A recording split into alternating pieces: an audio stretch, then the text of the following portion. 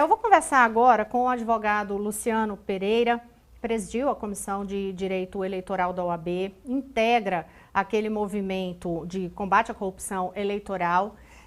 Doutor Luciano, muito obrigada, viu, por falar com a gente aqui, que eu sei que sua agenda é super corrida e no meio de uma discussão dessa no Congresso, imagino que uma agenda mais lotada ainda, porque vocês que são da área do direito eleitoral têm que olhar cada vírgula que tem ali para poder estar com tudo adequado já para enfrentar as eleições no ano que vem, atendendo aos seus clientes, né? Realmente, Rosiane, esse é um momento muito crítico, difícil, sessão do Congresso até mais de meia-noite, então está sendo bem corrido, mas é um prazer falar com você e todos os que acompanham o seu programa. A primeira dúvida que eu tenho, doutor Luciano, é em relação à possibilidade ou não de coligações serem questionadas no Supremo Tribunal Federal.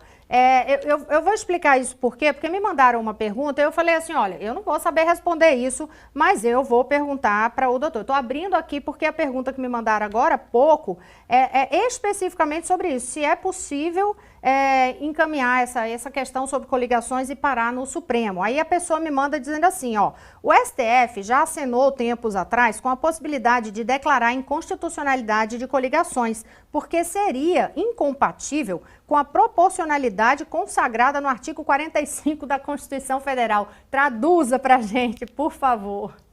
Bom, eu diria que não só das coligações, né? Começa num vício de origem dessa própria PEC. Isso foi discutido, alguns partidos, inclusive, suscitaram essa dúvida, que a PEC trata sobre vedação de eleições na véspera de feriados. Esse seria o objetivo da PEC. Assim, ela tramitou na Comissão de Constituição e Justiça e foram buscar essa PEC, que é de 2011, exatamente para poder ter uma celeridade nessa discussão. E aí você coloca um leque muito grande da reforma eleitoral, né? Um pacote enorme. Então, alguns partidos já disseram que podem ir ao Supremo questionar essa situação. Então, já seria por aí. A questão das coligações, eu discordaria aqui da relatora, porque na questão dos deputados, de uma forma geral, né, na eleição proporcional, quando você junta partidos e eles disputam, e muitas vezes o que acontece é que os partidos se juntam sem ter nenhuma afinidade. E aí você vota, por exemplo, em um candidato X que você quer eleger e elege um outro. Você é ambientalista, vota no outro que é contra. Então você acaba criando uma confusão na hora da escolha do candidato. Então essa discussão efetivamente existe e poderá ser discutido no Supremo também.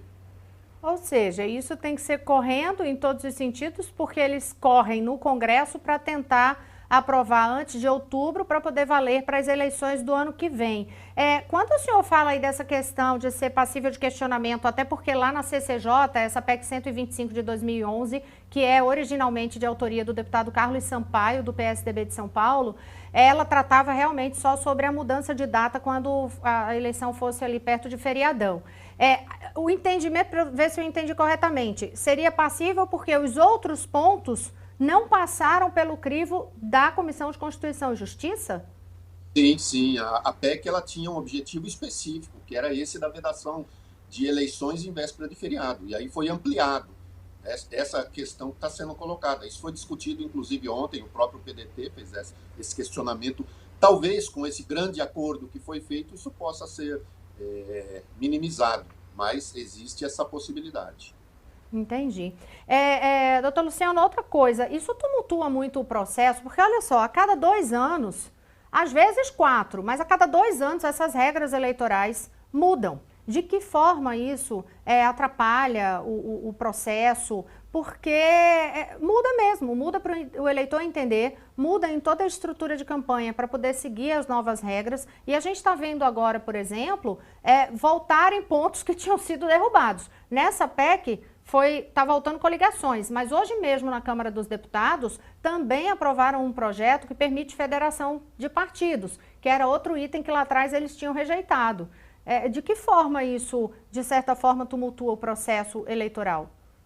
Olha, Rosana, se a gente que está na área e acompanha todas essas questões, a gente fica em dúvida, imagina o eleitor e o cidadão que não tem condições de acompanhar tudo isso, a confusão que é. Né? Você colocou aí a aprovação hoje do projeto que traz as federações. Essas alterações, e sempre assim à véspera desse período, né, é feito de forma tumultuada, sem um debate amplo e necessário, né, pela complexidade que tem.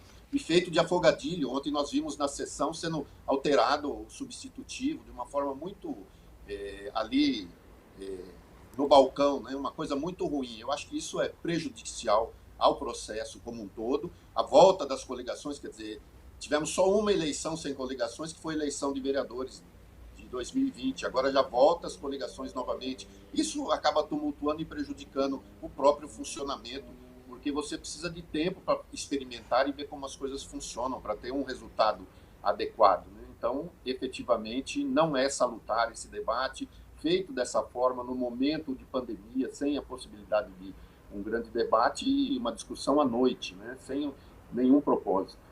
E num tempo, foi realmente um tempo curto, isso foi uma das principais críticas, né, dos que são contrários à aprovação dessa PEC, assim, como que tudo ficou tão rápido sem poder expandir esse debate com a população como um todo.